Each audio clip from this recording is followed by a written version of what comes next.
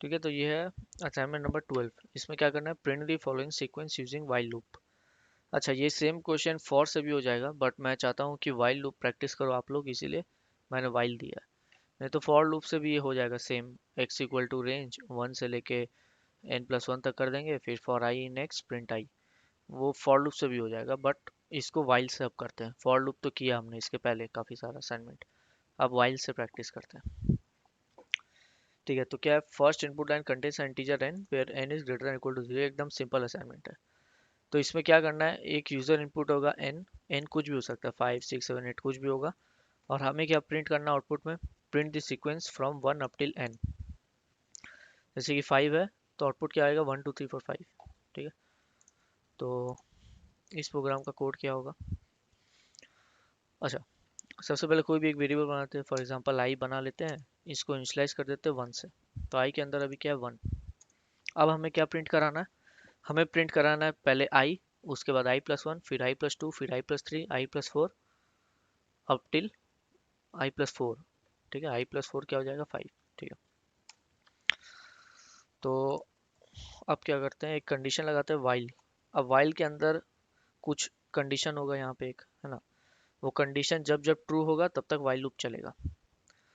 तो एक ऐसा कंडीशन लगाते हैं, while I is less than equal to 5। मतलब जब तक आई 5 के लेस देन इक्वल हो तब तक वाइल लूप चलाओ। अच्छा, कोलोन एंटर। अब ये वाइल लूप का ब्लॉक है। अब यहाँ पे कोड लिखेंगे, क्या कोड लिखेंगे, प्रिंट करने का कोड, प्रिंट कराना है तो प्रिंट करेंगे, प्रिंट आई। हो गया।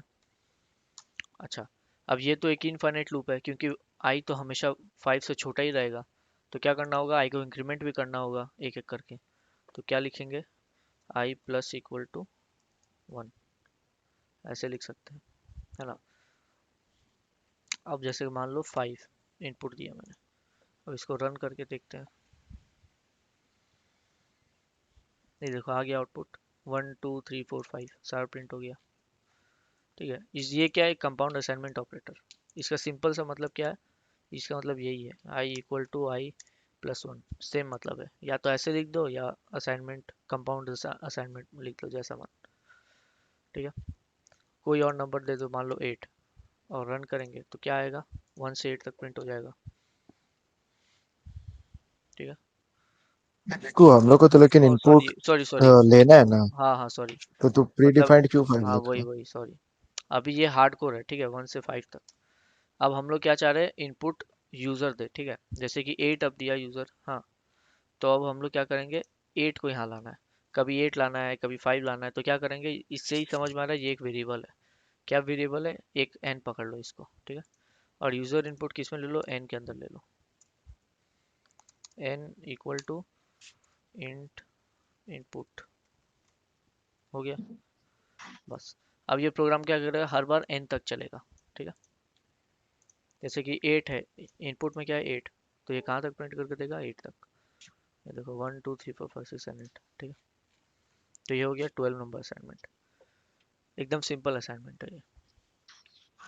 ठीक,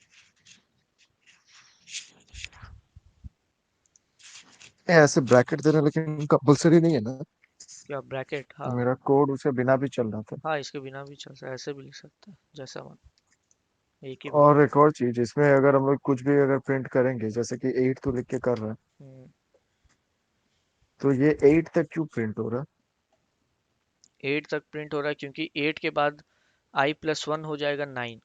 ठीक है, i into i plus, i equal to i+1, यहाँ पे हो जाएगा 9। अब वापस कंडीशन चेक होगा, 9 is less than equal to n, n का वैल्यू क्या था 8। तो कंडीशन अब क्या बन गया, current condition 9 is less than equal to 8, तो ये तो फॉल्स है। फॉल्स है तो वाइल लूप चलेगा नहीं, वाइल लूप के बाहर निकल जाएंगे हम लोग, और प्रोग्राम वहीं एंड हो जाएगा। तो एक तो जो बोला था कि जिसमें हम लोग को लास्ट में +1 करना पड़ता है, वो रेंज में होता था क्या? हाँ, वो रेंज था, रेंज यूज होता है फॉर लूप के तो, लिए। तो इसमें, हाँ फॉर लूप में, तो वाइल लूप में जो लास्ट है वहां तक प्रिंट होता है। हाँ तो अगर हम n+1 करेगा तो 9 तक हो जाएगा प्रिंट। हाँ हो जाएगा। नहीं हो रहा मेरा। क्यों नहीं हो रहा,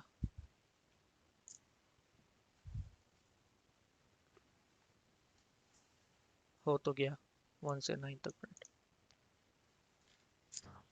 मेरा किया होगा कुछ गलती, देखना ध्यान से।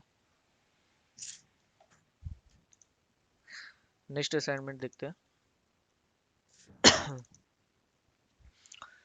Print the skipped following sequence using while loop. इसमें क्या है? ये पहला देख रहे हैं। क्या, एक the first input line contains integer n1, ठीक है, और सेकेंड इनपुट लाइन भी एक इंटीजर कंटेन कर रहा है n2। n1 n2 दोनों ही जीरो से ज्यादा है, जीरो या तो जीरो से ज्यादा है। अच्छा, तो पहला इनपुट लाइन क्या है? 6 फॉर एग्जाम्पल, ठीक है, और दूसरा इनपुट लाइन भी एक इंटीजर होगा। तो हम लोग को क्या करना है, 1 से लेके यहाँ तक प्रिंट कराना है। जैसे यहाँ 6 दिया है, तो 1 से लेके 6 तक प्रिंट कराना है, लेकिन एक नंबर बीच का स्किप हो जाना चाहिए। कौन सा नंबर? 3। 3 स्किप होना चाहिए। थ्री।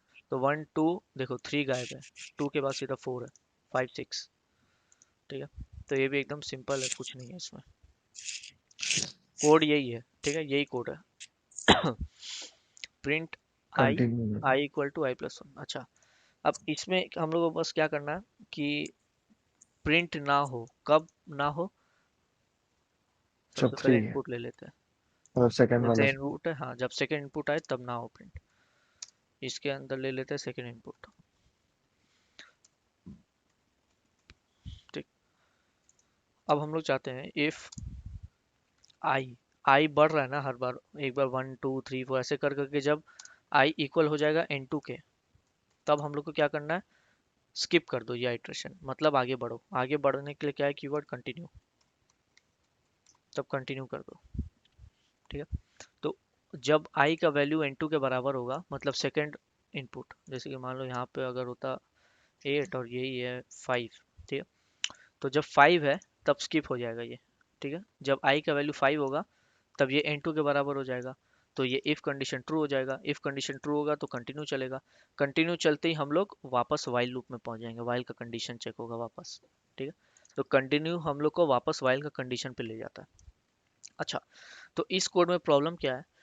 इस कोड में एक छोटा सा प्रॉब्लम है कि अगर हम लोग ऐसे लिखते हैं, ठीक है, ये अगर सीक्वेंस रहता है कोड का, तब ये एक इनफाइनाइट लूप इनफिनिट। बन जाएगा। क्यों? क्योंकि i जब n2 के बराबर हुआ तो कंटिन्यू तो हो रहा है। कंटिन्यू के बाद i का वैल्यू क्या है? i का वैल्यू तो अभी भी n2 ही है। तो n2 is less then n, वापस कंपेयर होगा, हाँ, वापस से ट्रू हो जाएगा। हाँ, वापस हम लोग इफ में आएंगे, इफ वापस ट्रू हो जाएगा, फिर कंटिन्यू, फिर ऊपर जाएंगे। तो ये एक इनफाइनाइट लूप बन जाएगा, क्योंकि i का वैल्यू तो चेंज ही नहीं हो रहा है। i का वैल्यू चेंज कहाँ हो रहा है? i का वैल्यू तो यहाँ चेंज हो रहा है, लेकिन कोड यहाँ तक तो कभी पहुंच ही नहीं पाएगा, ठीक है, क्योंकि हम लोग उसके पहले से ही इसको कंटिन्यू करवा दे रहे हैं। तो हम लोग चाहते हैं कंटिन्यू चलने के पहले एटलीस्ट इंक्रीमेंट तो हो जाए नंबर, ठीक है। अगर आई का वैल्यू इंक्रीमेंट ही नहीं हो पाया तो कंटिन्यू चला के क्या फायदा? वो तो इनफाइनाइट लूप में फंस जाएगा प्रोग्राम। तो इनफाइनाइट लूप से बचने के लिए हम लोग को इंक्रीमेंट पहले करवाना पड़ेगा। तो इस स्टेटमेंट को हम लोग कट करके पहले लिख देते हैं यहाँ पे, ठीक है। अब बच जाएंगे हम लोग इनफाइनाइट लूप में जाने से, ठीक है। अच्छा, अब इसको रन करते हैं। तो अभी भी एक छोटा सा इसमें मिस्टेक है, वो मिस्टेक रन करने के बाद दिखाते हैं। तो इस प्रोग्राम को रन किया। हेलो। टू से स्टार्ट होगा। हेलो। हेलो, क्या हुआ? এটা n1 হবে না? n তো কোনো ভেরিয়েবল নেই। n1 कौन सा वेरिएबल? 5। আরে n ऊपर ऊपर n1 ऊपर আছে ऊपर। তো। N1 ओ while i अच्छा, हाँ equals to सॉरी, N1। ये n1 है, हाँ सही, करेक्ट, हाँ, ठीक है। इसको रन करते हैं, ठीक है। तो ये देखो आउटपुट आ गया क्या? 2 से लेके 9 तक प्रिंट हो गया। हम लोग को क्या चाहिए था? 1 से 8 तक प्रिंट हो, हाँ, लेकिन ये क्या कर दिया? 2 से 9 तक प्रिंट कर दिया। और 5 को करना था स्किप, तो 5 देखो, हाँ ये सही है, 5 स्किप हो गया, लेकिन आउटपुट 2 से 9 तक आया, लेकिन आना चाहिए था 1 से 8 तक। तो ऐसा क्यों हो रहा है? क्योंकि हम लोग 1 को इनिशियलाइज किससे किए हैं? ध्यान से देखो, 1 से किए हैं इनिशियलाइज। अब जब वाइल लूप के अंदर हम लोग आए, तो यहाँ पे आई का करंट वैल्यू क्या था? इस टाइम पे, इस टाइम पे करंट वैल्यू था 1, है ना। और यहाँ आके क्या हो गया? 2। यहाँ के आई क्या बन गया? 2।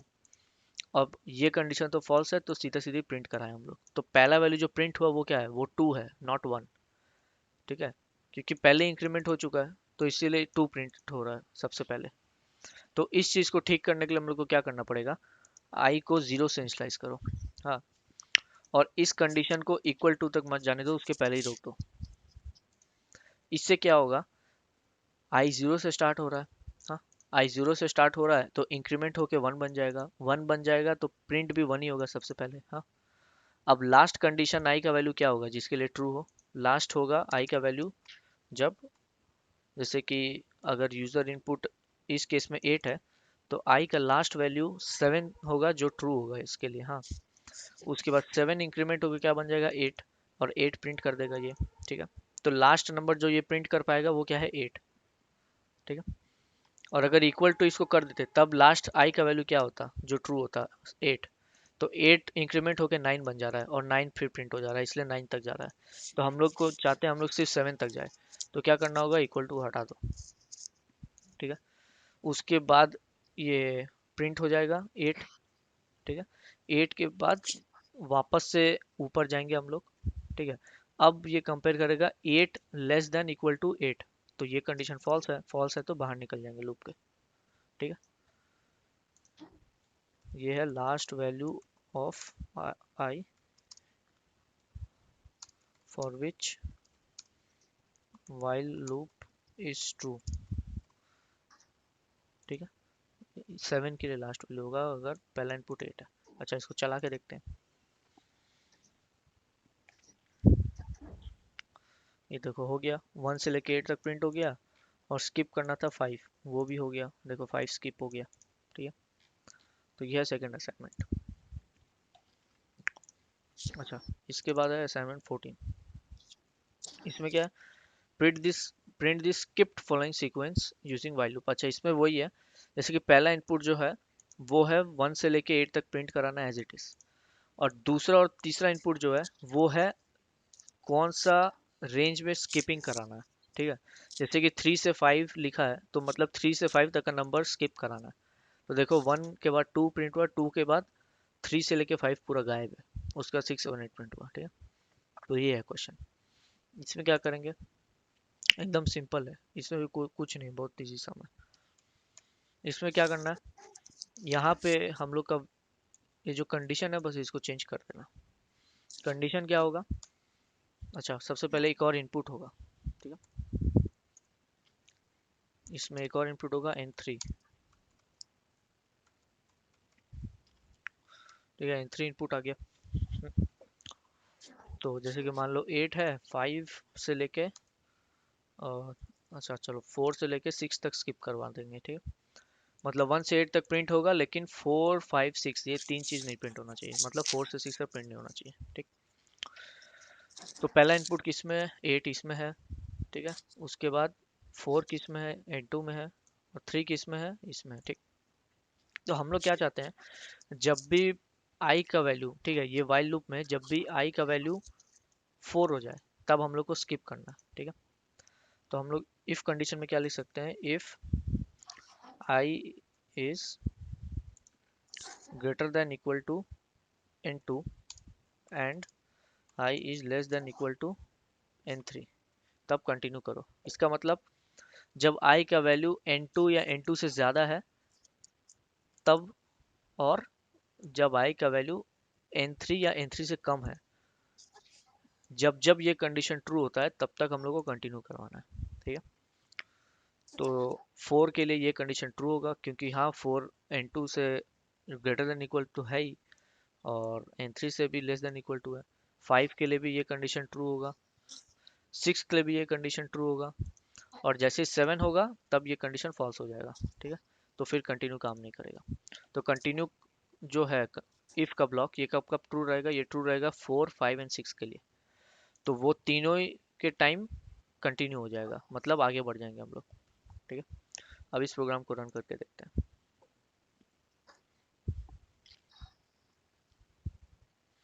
ये देखो 1 2 3, उसके बाद 4 से लेके 6 तक गायब करना था तो हो गया, 4 5 6 गायब, फिर 7 8।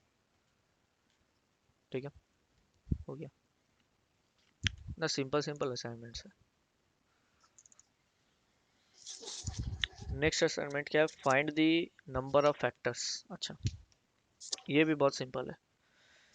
इसमें हम लोग को क्या निकालना है, कोई भी नंबर का फैक्टर्स। अच्छा, कोई भी नंबर का फैक्टर्स क्या क्या होता है, ये सब एकदम बचपन में 4 5 में हम लोग पढ़ते थे, फैक्टर्स मल्टीपल्स ये सब। ठीक है, लेकिन फिर भी मैंने लिख दिया क्या होता है। Print the number of factors, और यहाँ नोट देख लो, note that one and the number itself are also considered as factors of a number.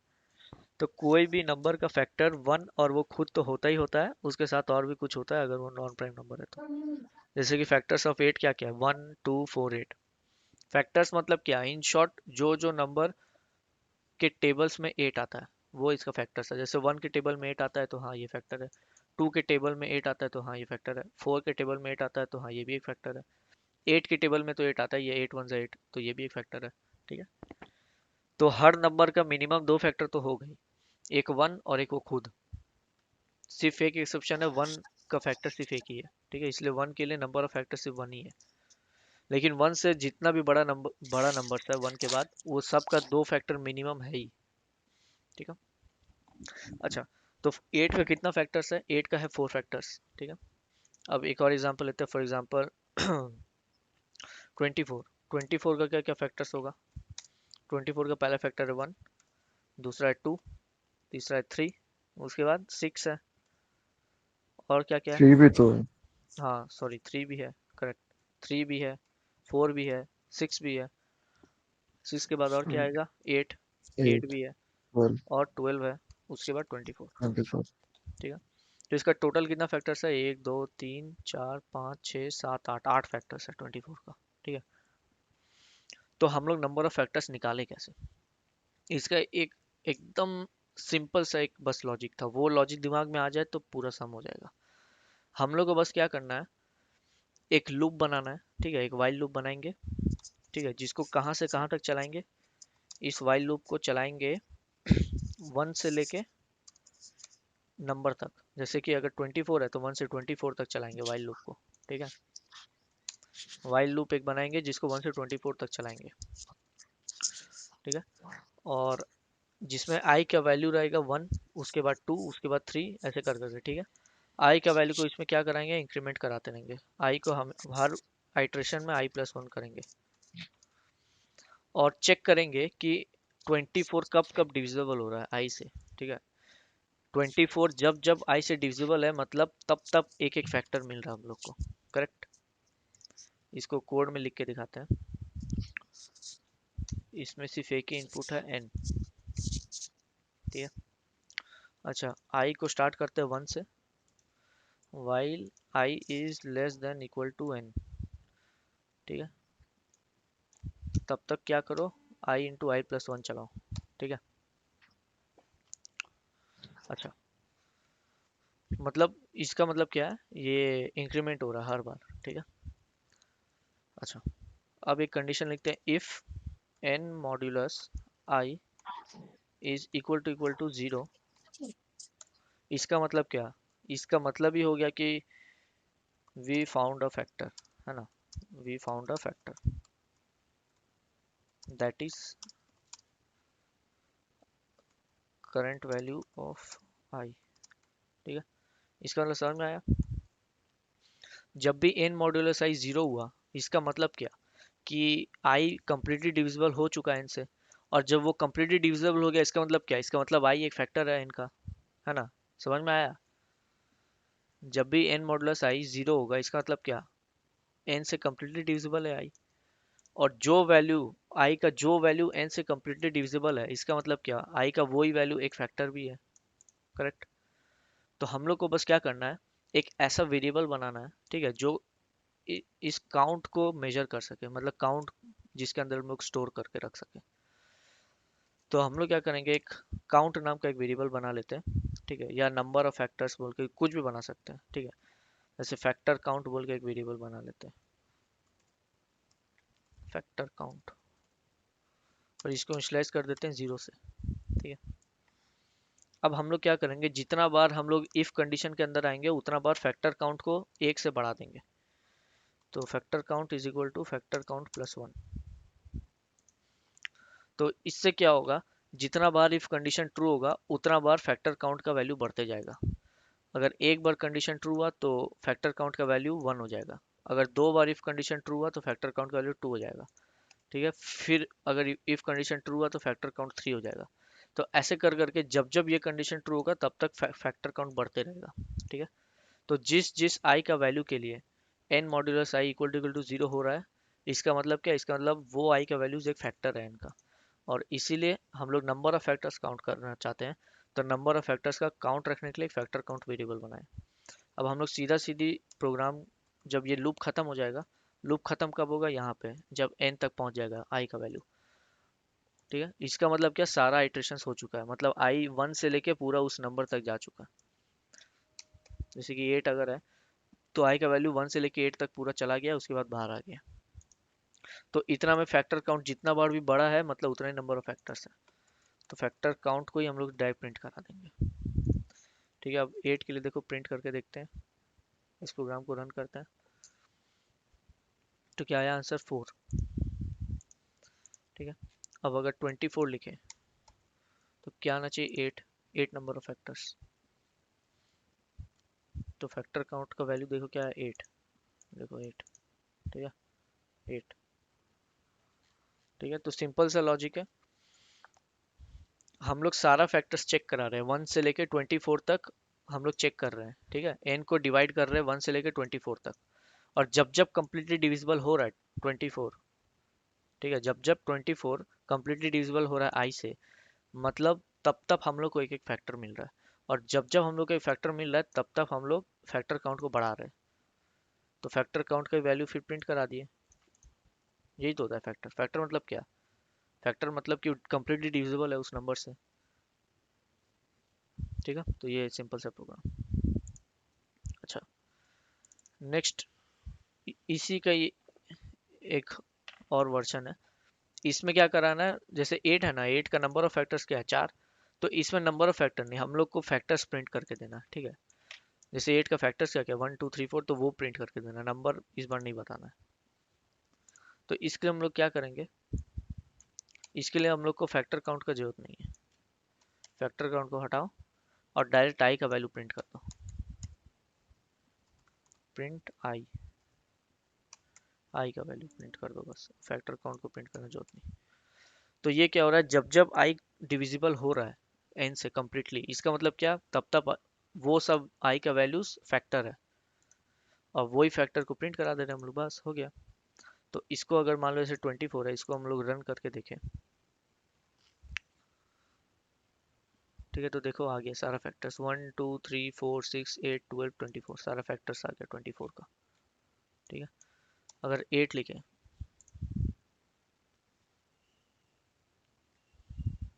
तो सारा फैक्टर्स आ गया 8 का, 1 2 4 8।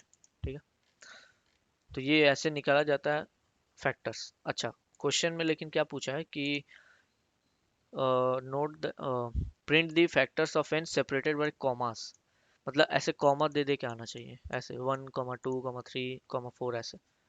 तो हम लोग क्या कर सकते हैं, पिछले क्लास में मैंने सिखाया था सेप और एंड का काम।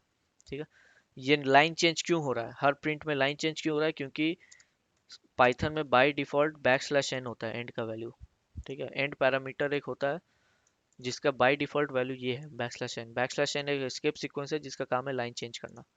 तो हर प्रिंट के बाद लाइन चेंज हो रहा है क्योंकि ये बाय डिफॉल्ट बैकस्लैश एन है। तो हम लोग को क्या करना है, बस इसको चेंज करके कॉमा लिख देना। तो अब लाइन चेंज नहीं होगा, क्यों? अब क्या होगा, हर आई के बाद एक कॉमा आएगा।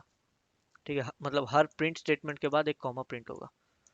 ठीक है, जब जब प्रिंट चलेगा उसके बाद एक कॉमा प्रिंट होगा। लेकिन पहले क्या हो रहा था, बाय डिफॉल्ट जब जब एक प्रिंट चल रहा था उसके बाद एक बैकस्लैश एन चल रहा था।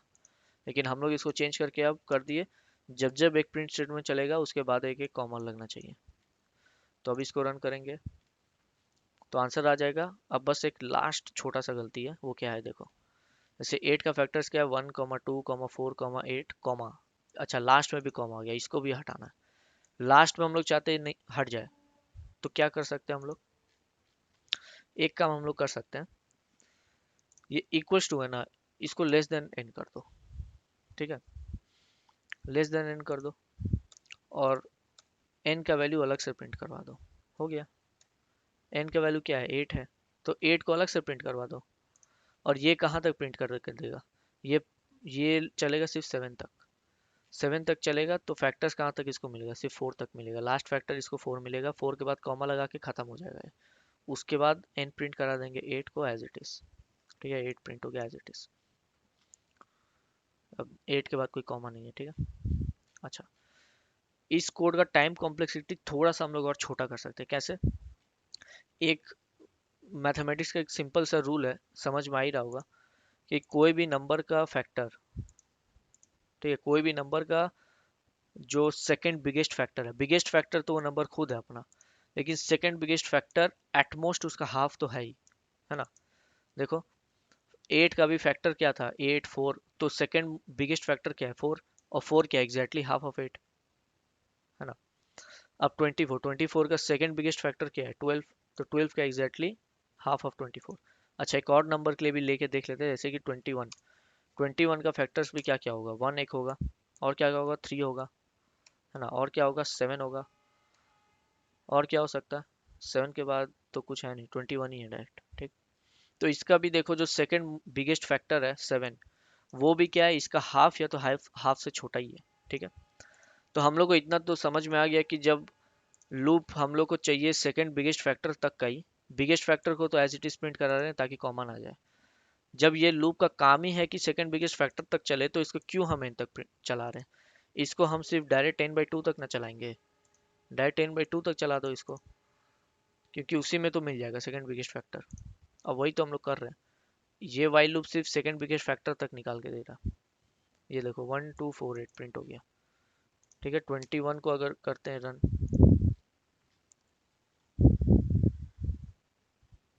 तो क्या हो गया, 13721, ठीक है। 24 का अगर रन करें,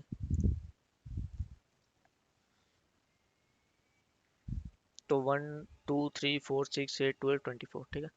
तो हर बार सेकंड बिगेस्ट फैक्टर तो 12 ही है, तो इसीलिए हम लोग सिर्फ n/2 तक चला रहे हैं इसको, ठीक है। अगर 1 दे दे और रन करे तब क्या होगा, तब देखो 1 आ गया, ठीक है। 1 के लिए ये वाइल लूप चला ही नहीं, ठीक है। 1 के लिए ये वाइल लूप चला ही नहीं, डायरेक्ट ये प्रिंट हो गया 1, ठीक है। तो ये है सबसे सिंप्लीफाइड कोड, ये सबसे बेस्ट टाइम कॉम्प्लेक्सिटी का कोड है। कोड लिखना तो बहुत लोग आता है, लेकिन बेस्ट टाइम कॉम्प्लेक्सिटी का कोड लिखना नहीं आता सबको। तो ये है best time complexity, while I is less than equal to n/2, ठीक है। वाइल लूप को हम लोग n/2 तक ही सिर्फ चला रहे हैं, क्योंकि वैसे भी हम लोग को जो सेकंड बिगेस्ट फैक्टर मिलने वाला है वो n/2 से या तो इक्वल होगा या छोटा ही होगा, इससे बड़ा तो नहीं होगा, ठीक है। इससे बड़ा मतलब वो सीधा नंबर इटसेल्फ ही है, तो उसको तो अलग से ही प्रिंट करवा देगा। तो वाइल लूप में जबरदस्ती हम लेस देन n तक क्यों आइटरेट करें, ठीक है, जब पता ही है कि सेकंड बिगेस्ट फैक्टर या तो आधा होता है या आधा से कम, तो डायरेक्ट इसको less than equal to n/2 तक ही चलाओ ना, ठीक। तो ये हो गया सारा असाइनमेंट्स।